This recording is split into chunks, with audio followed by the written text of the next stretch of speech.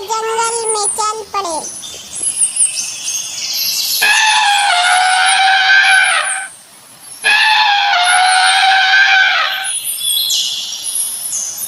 जंगल बहुत घना और डरावना था।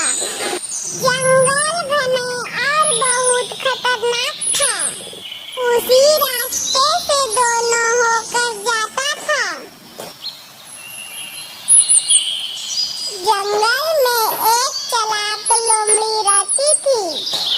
उसने हिरन और हाथी को देखा और सोचा, आज मैं इन दोनों को बेवकूफ बनाऊंगा। लोमड़ी सबसे पहले हाथी के पास पहुंचा और बोला। हिरन बोली, तुम बहुत आलसी हो। हिरन दूसरे रास्ते में घास चर रही थी।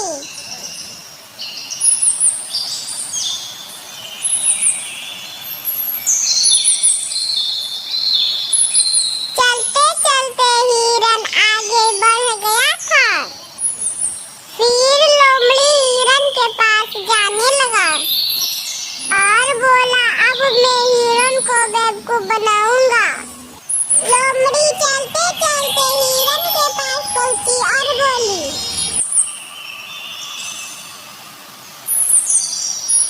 लोमड़ी बोला कि हिरन बहन, तुम बहुत कमजोर हो, उसके बराबर नहीं कर सकते हो। हिरन नाराज हो गई और सोचने लगा। फिर हिरन और हाथी जंगल में आगे की ओर जाने लगा। वे दोनों आपस में गुस्साए हुए था। लोमड़ी दोनों को बहका दिया था, इसलिए दोनों नाराज थे।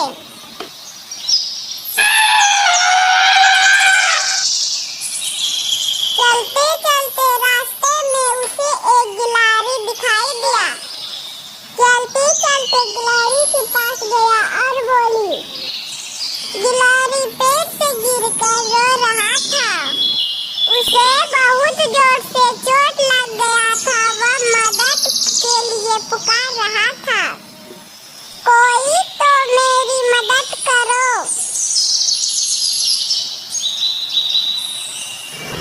हाथी गिलहरी से बोला, क्या परेशानी है? गिलहरी बोली, मैं पेड़ पर से गिर गया हूँ, मुझे चोट लग गया है। मुझे कहीं से पानी लाकर पिला दो।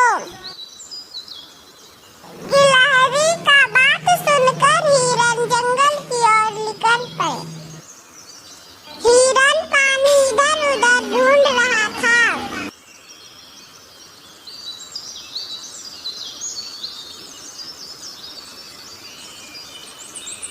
हिरन गिलहरी के पास पानी लेकर पहुंचा और बोला, लो